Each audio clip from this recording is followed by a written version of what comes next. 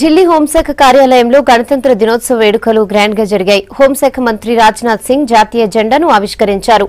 అనంతరం పోలీసుల గౌరవ వందనం స్వీకరించి స్వీట్లు అందజేశారు.